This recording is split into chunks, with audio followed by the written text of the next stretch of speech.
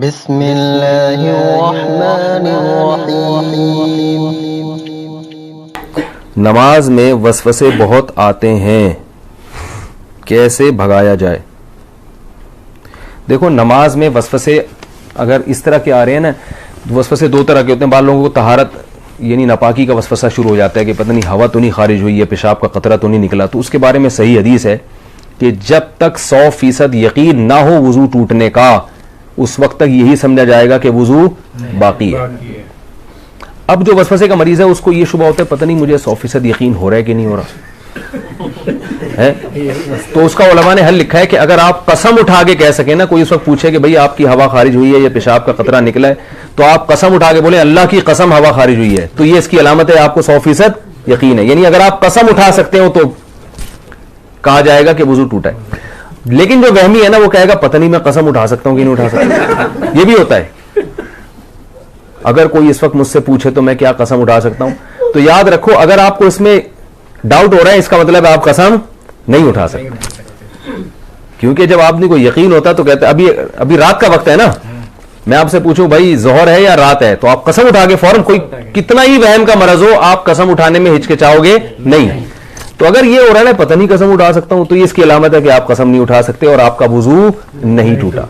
फिर ये फिक्र ना करें कि हकीकत में हवा खारिज हुई है नहीं हुई है, बस अल्लाह उसके रसूल ने जब कह दिया कि आपका वुजू बाकी है तो वुजू बाकी है। दूसरा वसवसा तजवीद का होता है। अल्हम्दुलिल्लाह को अल्हम्दु पता नहीं हा हलक से निकल रहा है कि नहीं निकल रहा, ये भी होता है। इतनी जोर जोर से पढ़ते हैं कि साथ वाले के लिए नमाज पढ़ना मुश्किल हो जाता है। तो ऐसे वसवसे के मरीज को चाहिए बस जल्दी से पढ़ लिया करे। किसी ने बड़ा अच्छा मलफूज भेजा हजरत डॉक्टर अब्दुल हई रहमतुल्लाह अलैह का, कि उनके पास एक शख्स आया और कहने लगा मेरे तो सजदे ही बेकार हैं, मेरी तो नमाज ही बेकार है, नमाज में दिल ही नहीं लगता और वसवसे आते हैं, पता नहीं कहाँ तवज्जो होती है, ऐसी नमाज का क्या फ़ायदा, ऐसे सजदों का क्या फ़ायदा। उन्होंने कहा ये जो तुम अजीब सी और अजीब से सजदे कर रहे हो जिसमें तुम्हें वसवसे आ रहे हैं, क्या ये सजदा मुझे कर सकते हो ऐसा सजदा? उन्होंने कहा नहीं, ये तो नहीं कर सकता। कितनी क्या प्यारी दलील है। उन्होंने कहा इसका मतलब है कि ये वही सजदा है जो सिर्फ किसके सामने होगा? अल्लाह के सामने। इसका मतलब ये कबूल हो रहा है, तभी ये किसी और के सामने नहीं हो सकता। तो वहम के मरीज को चाहिए भाई, इसी तरह जिन लोगों का नमाज में दिल नहीं लगता, ख्यालात आ रहे हैं, भाई है तो नमाज ना, यही ख्यालात वाली नमाज आप किसी और के सामने खड़े होकर कभी नहीं पढ़ोगे, ये अल्लाह ही के लिए। तो ये इससे मैंने ये सुना, मुझे इतना फायदा हुआ। मैंने कहा देखो यार कितनी हौसले की बात कर ली उन्होंने। भाई टूटी फूटी लंगड़ी लूली नमाज है तो अल्लाह के लिए ना, बाकी जाहिर है दिन भर मेहनत मजदूरी करेंगे तो ख्यालात तो आएंगे। ख्याल तो ऐसी चीज है जितना भगाओ और आएगा। वो लतीफा सुना है कुत्ते वाला? वो एक पीर साहब ने किसी को, जाली पीर थे ना, तो ये तावीज़ गंडों का काम बहुत करते हैं, तो इन्होंने किसी को तावीज़ दिया और 50-60 हज़ार रुपये उस तावीज़ की कीमत ली। उस देहाती को कहा कि ये तावीज़ है 50-60 हज़ार रुपये का है, और अब उनको पता था असर वरसर तो कुछ होगा नहीं, तो पैसे ये मांगने आ जाएगा। तो उन्होंने उस गंवार को, देहाती को कहा ये तावीज़ जब असर करेगा, जब घर में जब तुम दाखिल होना इस तावीज़ को लेके, तो काले कुत्ते का तस्वुर दिमाग में नहीं होना चाहिए। अब आप बताओ कौन घर में दाखिल होता है तो काले कुत्ते का तस्वुर होता है?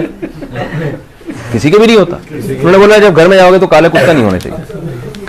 अब वो कह रहे यार 50 हज़ार रुपये खर्च हो गए, और अगर काला कुत्ता दिमाग में आ गया तो सारा तावीज़ जाया। अब वो बार बार कह रहे यार ये काला कुत्ता निकले किसी तरीके से, छिटक रहा है यूं करके काला कुत्ता। वो जितना निकालोगे उतना ही दिमाग में आ रहा है। अब घर की दहलीज पे पहुंच गया तो यूं यूं करके कुत्ता निकाल रहा है, कुत्ता निकाल रहा है, और आ भी काला ही रहा है। कह रहे कमबख्त, एक तो आ भी कुत्ता रहा है और ऊपर से काला ही आ रहा है। भाई 3 दिन तक ये करता रहा है, घर में दाखिल ही नहीं हो रहा, बच्चों को बाहर निकाल दिया, खाना इधर ही दो मुझे, जब कुत्ता निकलेगा तो घर में दाखिल होगा मैं। लेकिन कुत्ते ने तो और घुसना था। बिल आखिर यही हुआ कि घर में गया तो जहन में कुत्ता था।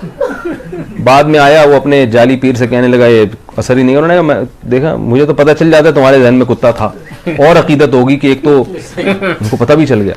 तो वसवसा ऐसी चीज है जितना निकालोगे उतना ही आएगा।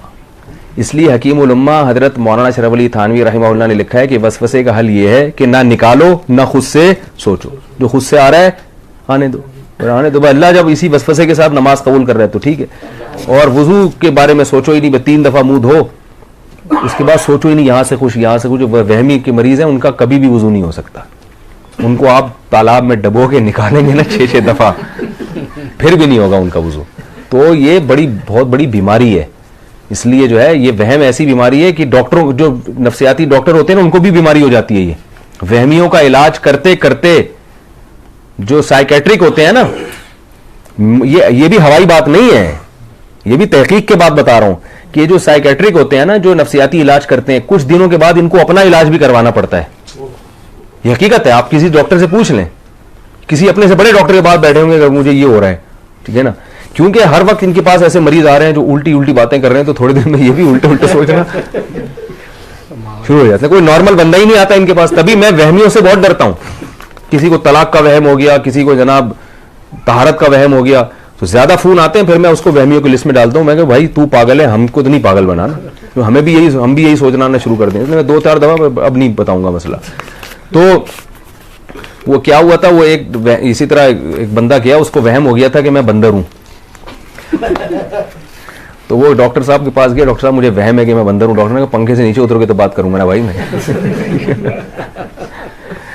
तो वो एक और है ना कि एक डॉक्टर, एक आदमी, उसको 1 के 2 नजर आते थे। डॉक्टर के पास गया कि मुझे 1 के 2 नजर आते हैं, कोई इलाज बताएं। डॉक्टर ने कहा आप तीनों को ये बीमारी है क्या? आप तीनों आदमी को ये बीमारी। तो बाज़ दफा डॉक्टर खुद उसमें मुब्तला होता है। तो वहम का इलाज खुद ही कर सकते हैं भाई।